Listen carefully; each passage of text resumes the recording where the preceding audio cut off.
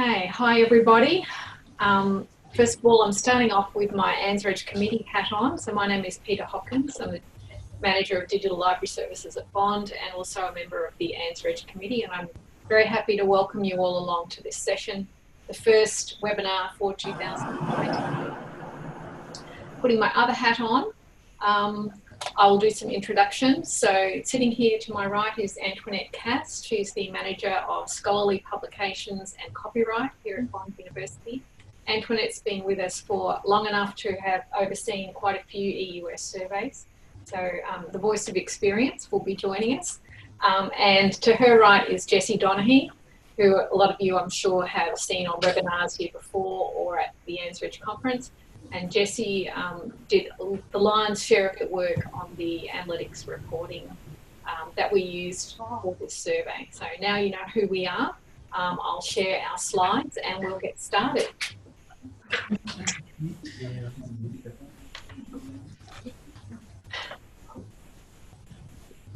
Okay, how are you going? Can everyone see the slides now?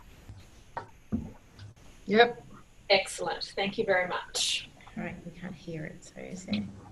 Okay, so first of all, we acknowledge the Kombumerri clan of the Yugambeh language group as the traditional custodians of this land on which we're hosting the webinar today. We pay respect to their elders, past and present, for their wisdom, teaching and cultural knowledge. I forgot it. I don't know anything about it, but it's just... Excuse me, whoever's chatting, could you just mute your microphone, please? Turn it back on at the end when questions. Thank you. So we'd also like to extend that acknowledgement to the traditional owners in the lands wherever you are joining us from today.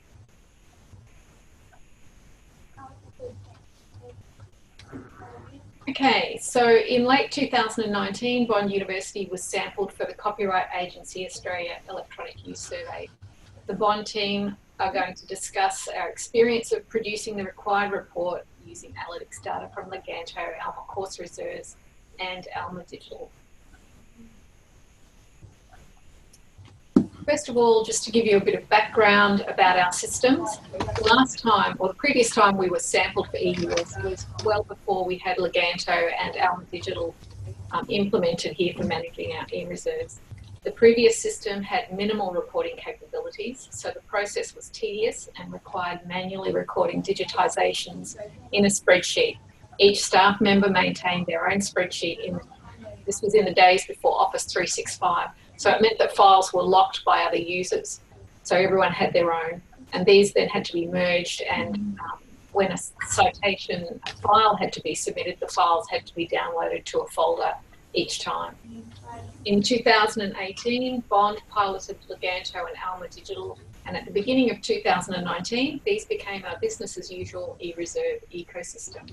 We were really pleased that we were not sampled in 2018. By the time this survey started, we had 2 full semesters experience and we were feeling quite confident. So just to give you a little visual of our ecosystem, we have Leganto, where the digitisations are identified from resource lists. Leganto is part of the communication process in the context of an EOS. The only files that are stored in the Leganto repository here at Bond are self-declared, or they have a Creative Commons license. Neither of those types are reportable for EOS, so we were happy to import those. Our library staff work from the Alma Course Reserves area to either send a resource sharing request to obtain a PDF or to find hard copy for scanning locally. We've just got a little bit of noise happening there. I'm sorry about that. It's the plumbing. Yes. And the third part there is Alma Digital, and that is the viewport for the digitised objects. So that's the delivery part of the communication process for giving students access to these digitisations. Okay, so I'm going to leave it there now and hand over to Antoinette to give you the background on the actual survey. Okay, thank you, Peter. So this is my part where I'm talking about just what was set up for the EOS and give you a little bit of background. So every year, 8 universities are selected to participate in the Copyright Agency monitoring of copying for 12 or 6 weeks. Monitoring involves monitoring of photocopying and electronic copying and communication, that is providing access of published material. Copyright Agency employs AMR, a market research company, to manage the survey and collect the results. The Copyright Manager organises the areas selected for hard copy monitoring by AMR and works closely with the nominated monitors in each faculty and is responsible for the completeness of the data in the EOS report.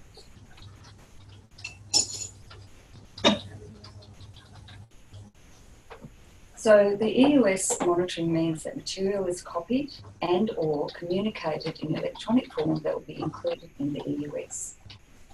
The EOS measures all the material placed into eReserve, material scanned or digitised, and every communication making material accessible, that is, as a link in an active resource list during the survey period. With the recent adoption of Alma as our eReserve repository, the EOS workflow dramatically changed so that the tedium of manual data entry into spreadsheets and copying and pasting that data into a master sheet was gone. This was a much easier process for the eReserve team, a lot more work for the digital services team, and a little bit more work for myself.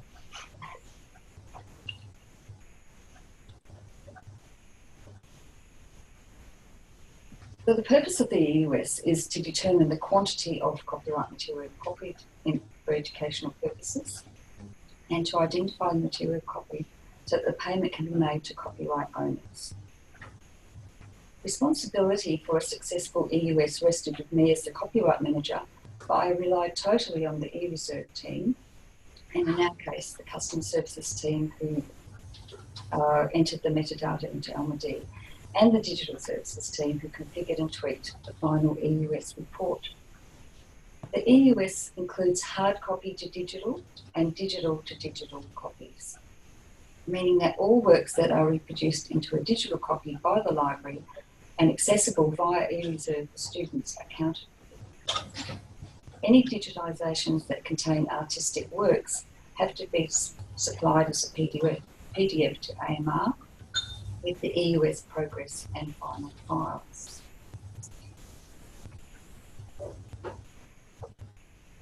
The university is responsible for capturing all electronic statutory licence copying occurring at the centres during the monitoring period and providing that data to AMR. So that means that AMR assigns each centre a unique ID, that they require progress file of data collected during the first 2 weeks and in the 3rd week monitoring period, and that the final data file must be submitted to AMR 2 weeks after the end of the survey, and it must contain all records for the 12-week monitoring period. The material placed in eReserve with the permission of the author or publisher should be removed from the EOS report if they are not copied under the Copyright Agency statutory licence. At Bond Uni, the library is the only centre that provides a scanning service, so we only had one ID in our EOS report. Other universities may have other IDs, such as for a curriculum development centre. We know that spreadsheet.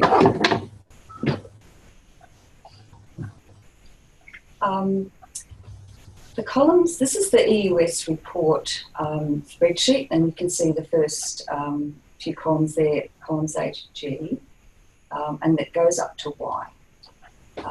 Columns A to G in the official EOS spreadsheet cover all the bibliographic details of the material, and making sure that data appears correctly in these columns may require some extra attention by the eReserve team. The final EOS report data must be transferred into this EOS spreadsheet provided by AMR. They won't accept the report generated from our system.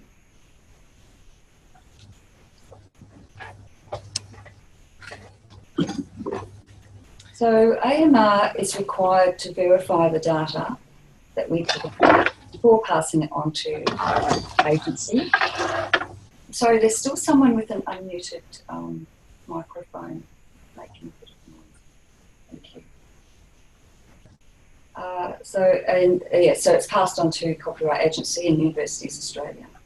Careful checking is required to make sure that all the required fields are present and in the right order, that no compulsory fields are left blank, and we are allowed to use DK, meaning don't know, in those fields, and all calculations are correct. That is number of pages and total copies, for example.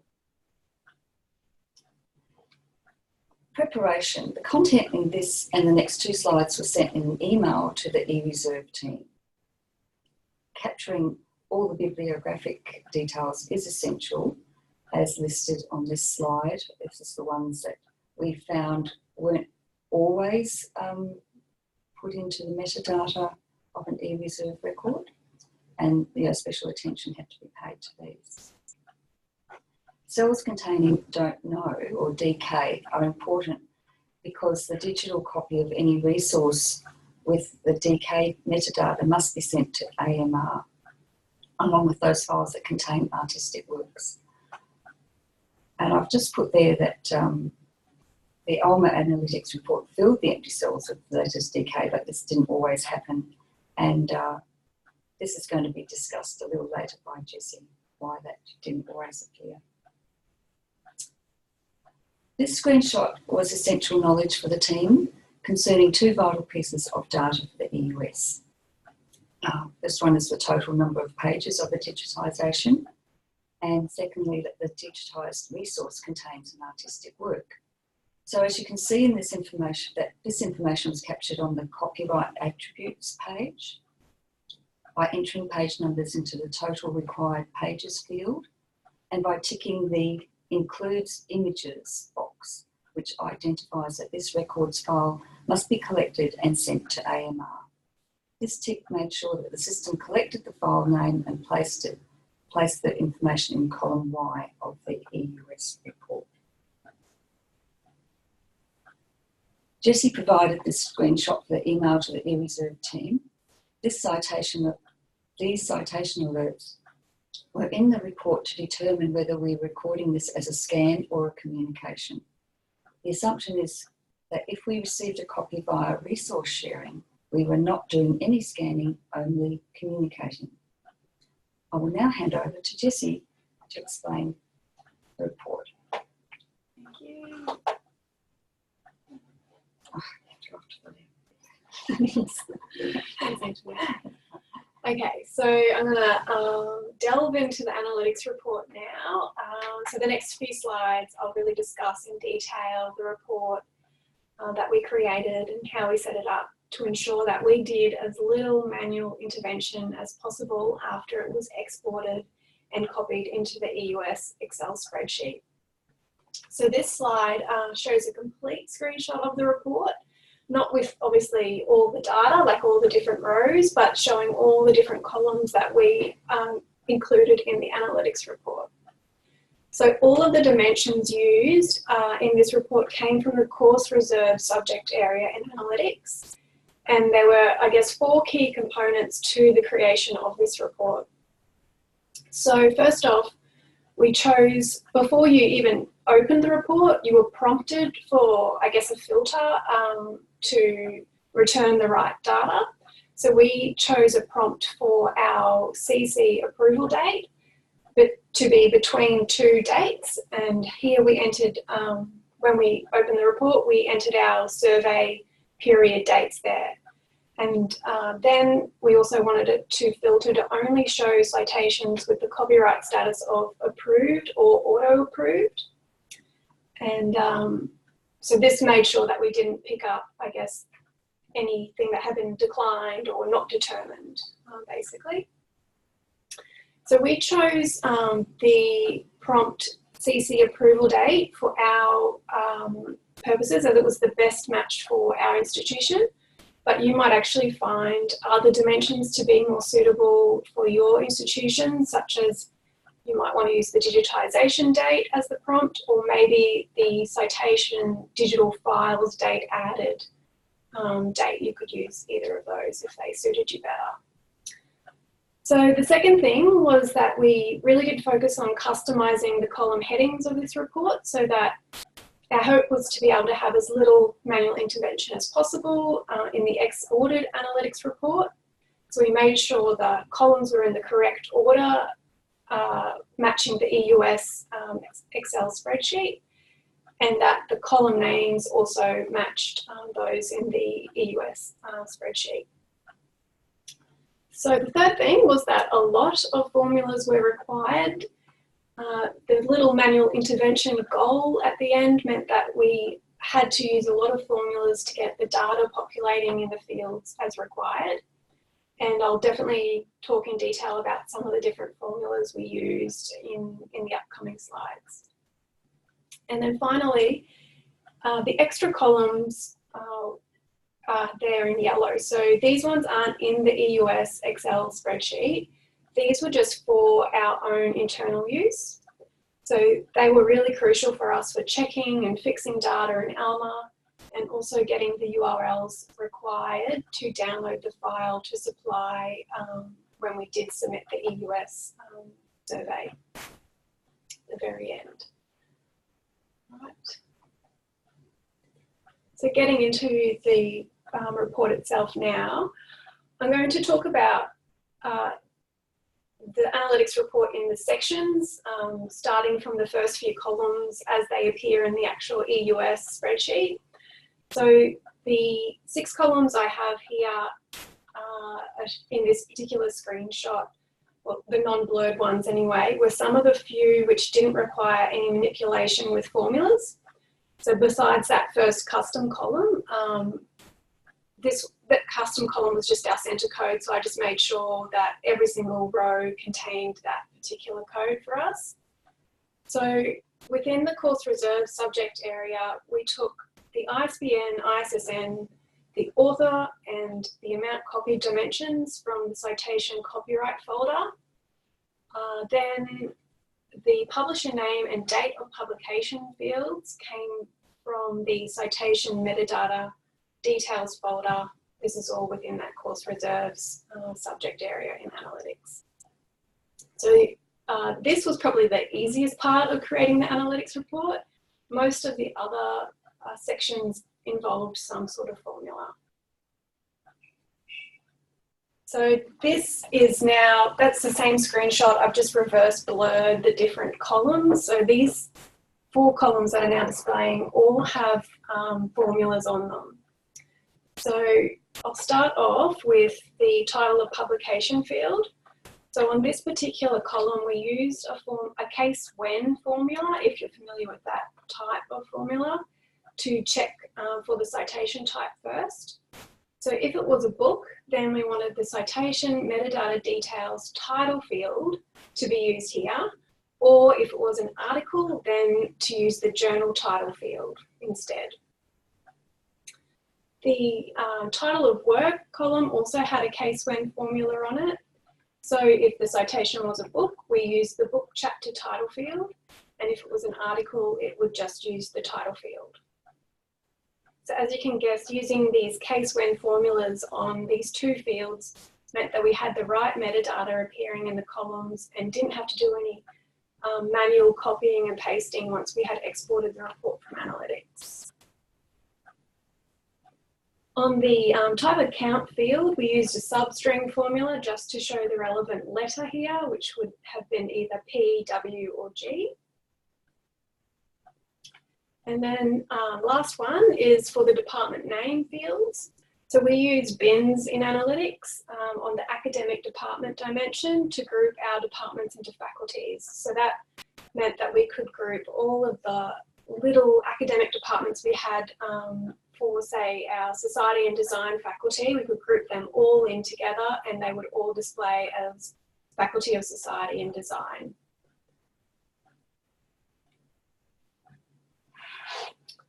All right, the next section of the report was about determining whether the work was communicated, copied, or both. So this is a screenshot of just the copied section of the report. And so if we were digitising something from our collection, then we would display both in the what have you done with the published material field. If we were receiving the item through document delivery, then we did not do the copying. So we would display communicate in the first column and then nothing in those the next few copying columns. For each of the columns here, we had another case when formula, and it would check whether we had an active citation alert containing resource sharing. So that was that screenshot that Antoinette showed a bit earlier, which meant that we had actually received the item through document delivery, and then display communicated, and if no, so if there was no resource sharing citation alert, then display both and fill in the rest of the copying fields. So the critical step in the workflow here was for our staff not to actually dismiss any resource sharing alerts on our citations during that survey period. Otherwise, this formula would just think everything was both copied and communicated. And I think we managed to do that successfully. So this is just the same screenshot again from the previous slide, showing how we populated these fields based on whether a resource sharing citation alert was present. So when the work was both copied and communicated, the date material copied field used the citation copyright CC approval date dimension in analytics. The scan or other column was a custom column that always populated as scanned. And then the last three columns were also custom columns, always showing those same figures.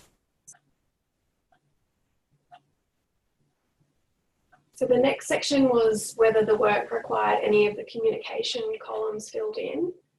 And the first column populated the citation copyright CC approval date dimension.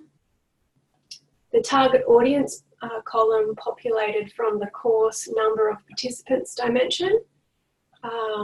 We didn't use the citation copyright number of students field in this particular column, as it was generated when the copyright was approved and wasn't really reflective of our course information, which was being updated daily or weekly of the number of participants in that course. So we felt that the course information was more accurate for our number of students. So that's why we chose to use that field. So we were lucky in that we don't really have external students. So this field always populated with 0. And then for the other columns, including external students, we had the custom columns configured so they always populated with the data displayed. So this obviously may not be the case at your institution. So this is the final section of the report, and it contains information required if the work included artistic works or if any of the required fields contained the don't know, DK letters. So the first column was populated with the citation copyright Leganto image included dimension from analytics. And if the answer was yes here, or if any of the required columns contained the DK letters, then the name of file provided column would populate with the reading list citation, citation digital files name dimension from analytics. And this was the name, this was the file name that we provided in the EOS survey because it directly matched the downloaded PDF, which I'll talk about a bit later as well.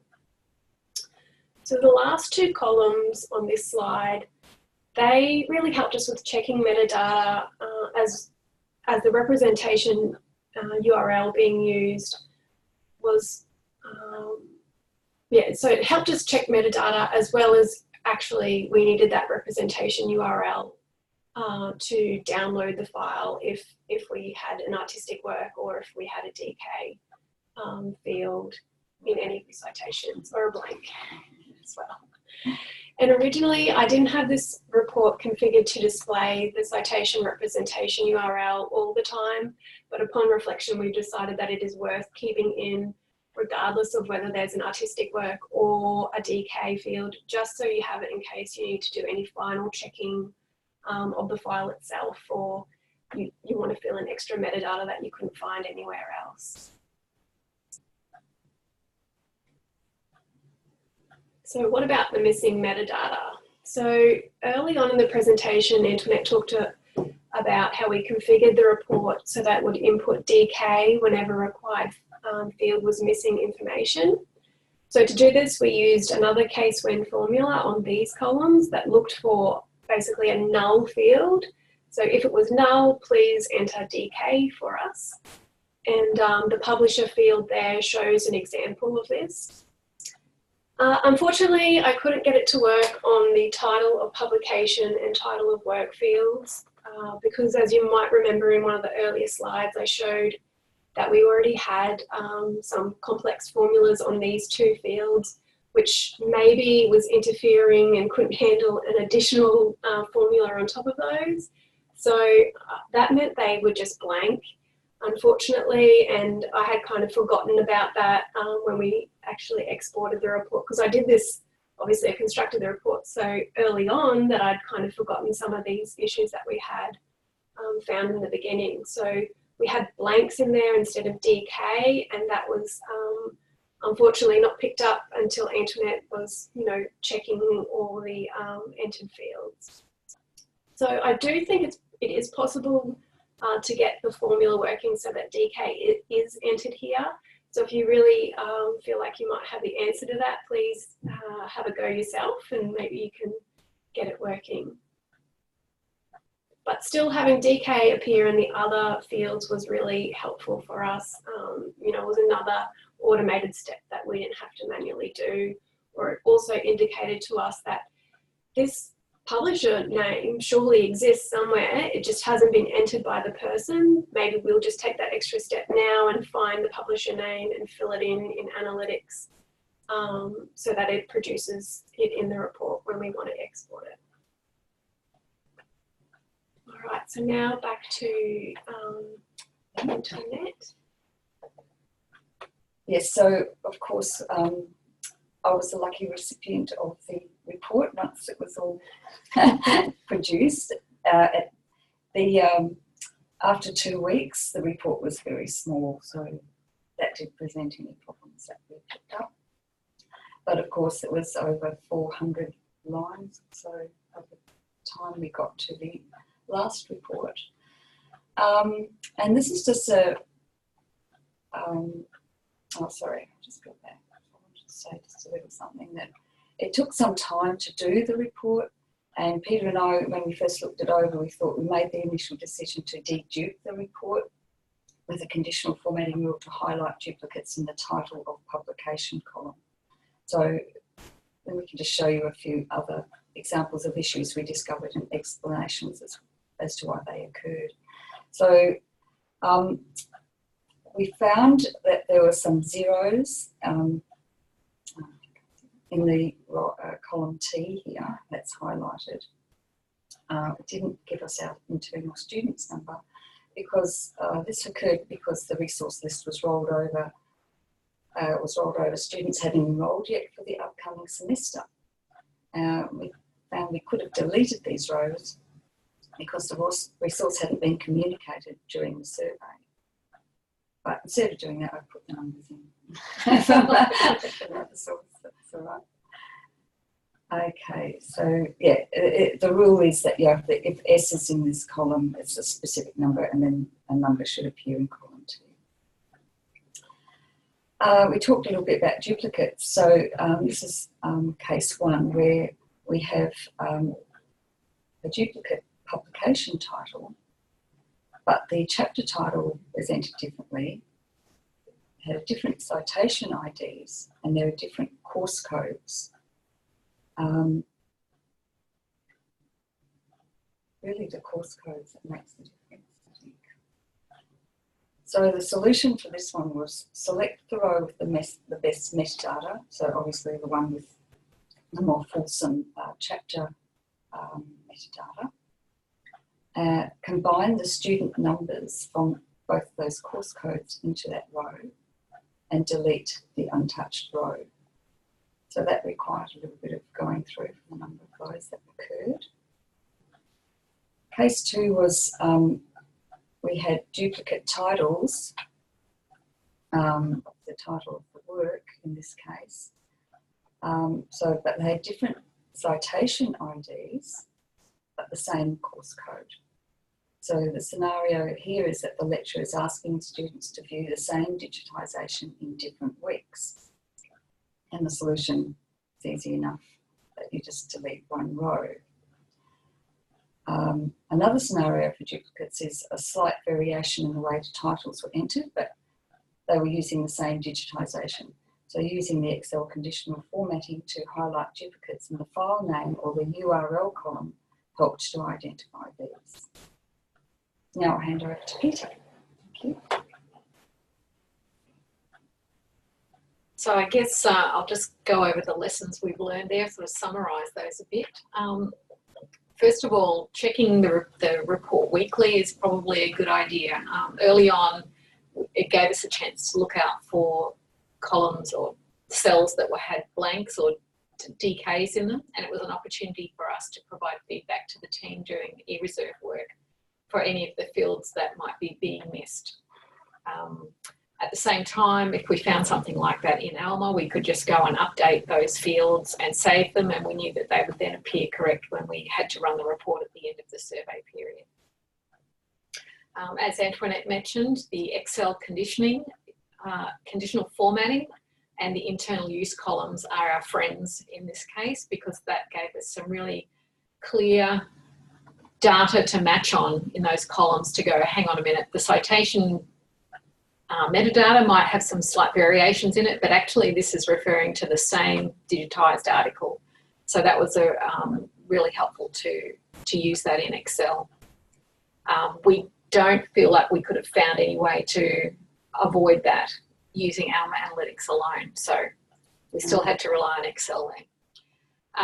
Another tip is to do with rollover and what can happen there. So we roll over our citations in about week 10, which was a few weeks before the end of our survey period. And of course it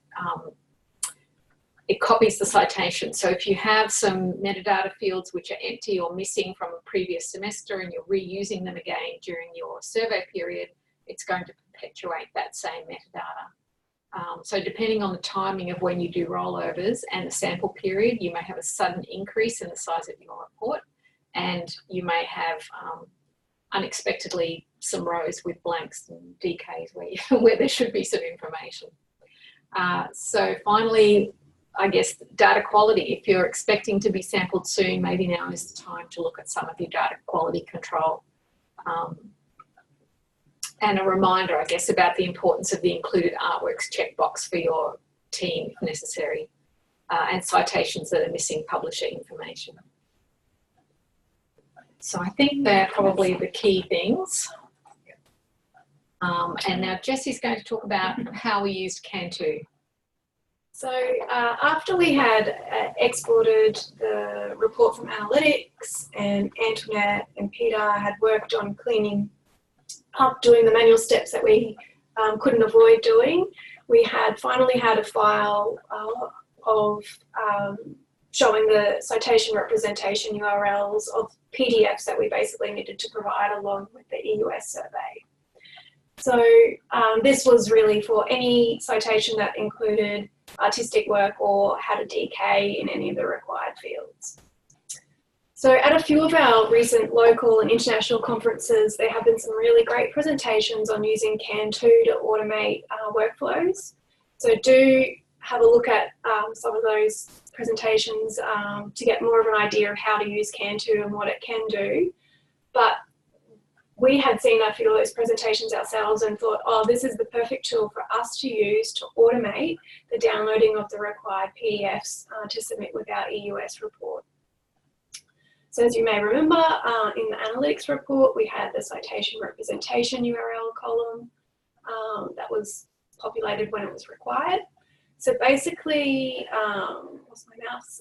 Step one was to take all those citation representation URLs, pop them in a CSV spreadsheet and put them in Cantu. So Cantu knew which ones to retrieve the PDFs for.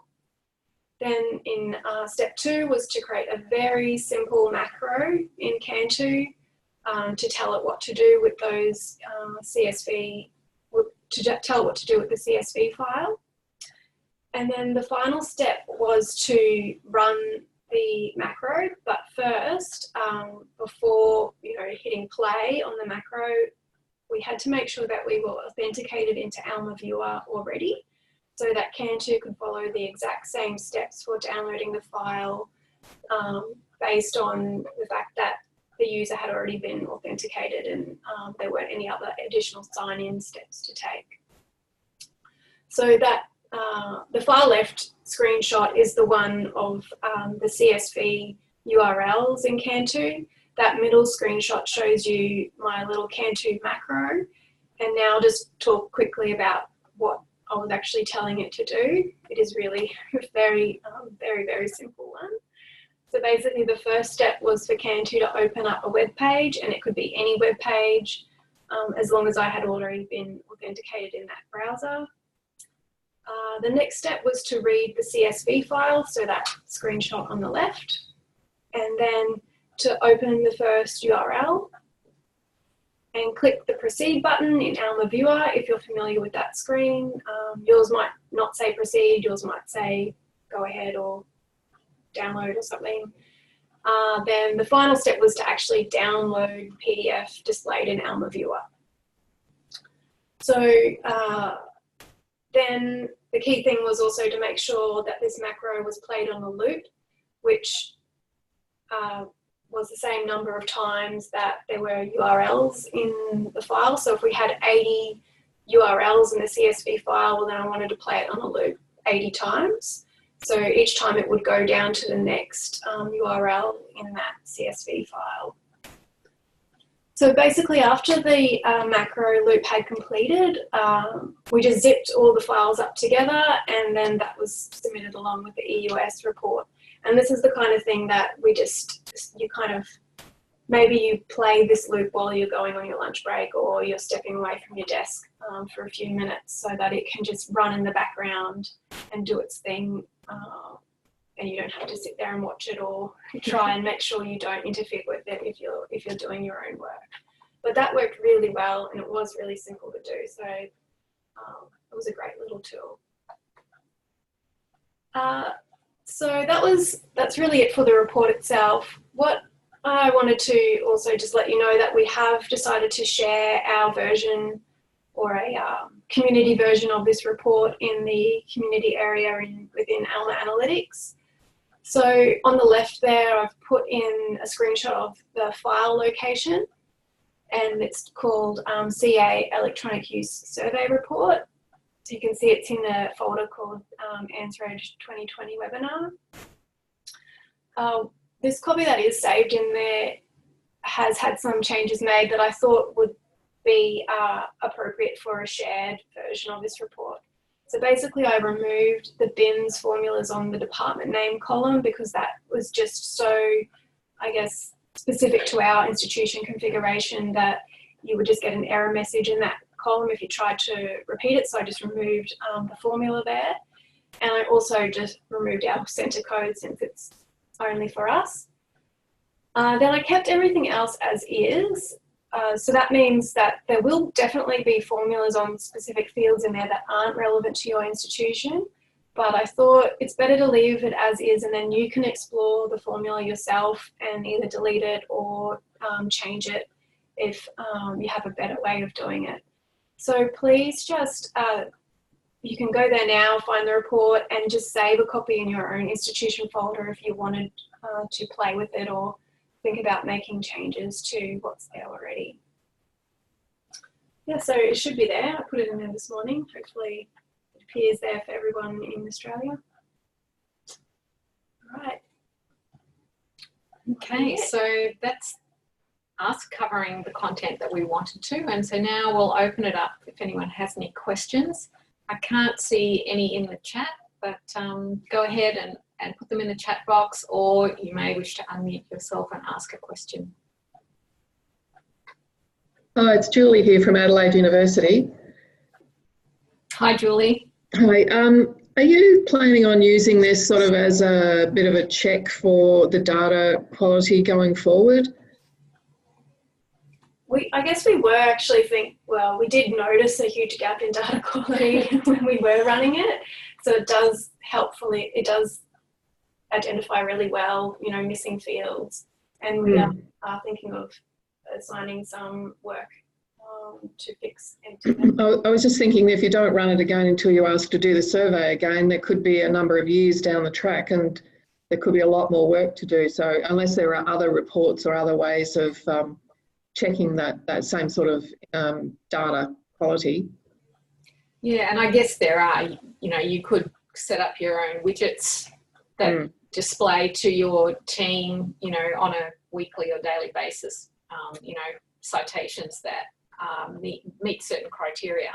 I guess in terms of the electronic use survey, there are some fields there that the rest of the time are totally irrelevant to us. So you have to balance that against making your team fill in fields that are not useful 99% of the time, and then for 3 months they are. So it may be that you periodically have a look at this and just get a gauge on what the risk level is, I suppose, and then see if you need to target them or not. We probably found the two most common DK fields were ISSN, ISBN, and particularly ISSNs, and publisher name fields. They were generally the ones that people hadn't filled in previously because it wasn't relevant at the time they were creating that citation. But things like author, title of work, and title of publication, if there's gaps in there, you're also thinking that your students are probably missing out on some critical information as well. Yeah. Okay, thank you. Looks like we have some questions in the chat box there. So from Rebecca, do we have any problems with the total number of pages from a book from the bib data populating the copyright attributes tab? We are entering it manually. I think we do sometimes have that problem. I'm trying to remember what causes it and then what doesn't. I think it's when, say you're using an Alma repository record that has that metadata in it already. I believe that the first time then that you go to your copyright attributes tab and you haven't touched the citation information about the pages, that's already populated. And then you go to copyright attributes, it carries across that information for you and also calculates if it's using Roman numerals and things like that, which is really great, and strips out any other, words. And that seems to work. But I know there are definitely instances where you would expect that field to be pre-populated and it hasn't. So we did have that problem sometimes, but I can't remember exactly what would have caused that for books in particular. But most of the time it did work for us, and I really liked how it was calculating the Roman numerals in the total number of pages as well. Thanks, I'm just wondering whether it's something to do with what's actually in the 300 field, in the 300 tag, because at one point I know we found some strange sort of data. I mean, it's not strange for cataloguers, but it was strange for me. And I don't think Exeter is able to calculate the total number of pages when it finds other weird stuff. Okay. So it can use Roman numerals just fine. So if you've got like Roman numerals 1 to 5 and then the number of pages is 300, it will end up saying it's 305 pages in total, your resource total pages. But I know we found something else in our data, and I can't remember what we did about it, but it may be then it can't calculate it. Nothing goes into the resource total pages, so you manually have to calculate it. Okay, yep, sounds similar to our scenario. Right. Thanks. Jessie, I think there's another question above that we just can't see. Yeah, above Rebecca's. Sorry. So did we have coding support for Cantu and formulas? Was this provided from internal library support? So, Jessie? No, basically Jessie did all that. It was probably a morning spent experimenting with Cantu on the best, I guess, rules and things to use to get it to do what I wanted. So it looks really simple now, but I did spend a good morning trying to get it to do what I wanted it to do. And it is a really easy tool to teach yourself and experiment with. Some of the online help is really helpful for some of their fields, and then others, you've still got no idea what they mean or what it's meant to do. Unfortunately, that was a bit frustrating because I think that was some of the fields that ran into problems with. But that one, just keep it as simple as possible, and that was the main thing that I think worked for me in the end. I would think I was trying to do something too tricky and I couldn't get it to work, so I just kept it simple. And then the second part of that question, what type of support does AMR or the copyright agency offer throughout the process? Well, initially there was a training session with the field officer from AMR. If you're a copyright person in your university, you may have heard of John Sturgeon. He came and visited us. It's very minimal training, really. I think most of our preparation for the EOS was our experimentation with making sure that the report worked. Once the progress file was sent in, I just got a, that was fine, go ahead, you don't need to do it again. If they aren't happy with your report, they'll ask you to do it. They might extend it to 5 weeks of sampling, and then you'll have to, send that in and see what they say.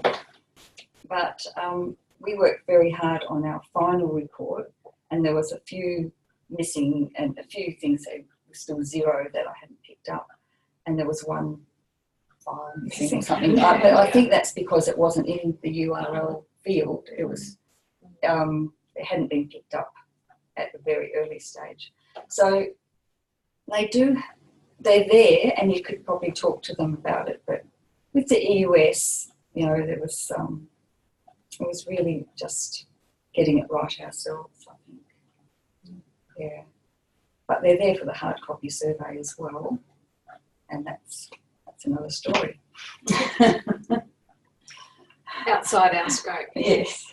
And so there's a comment there too asking about the location of the report that we have shared. So yes, we can send that around via the answerage list. Okay, are there any more questions?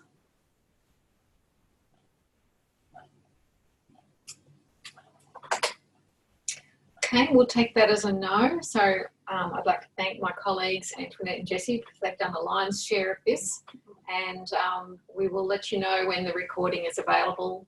Thank you very much, everybody. Thank you. Thank you, Peter. Thank you. Thanks.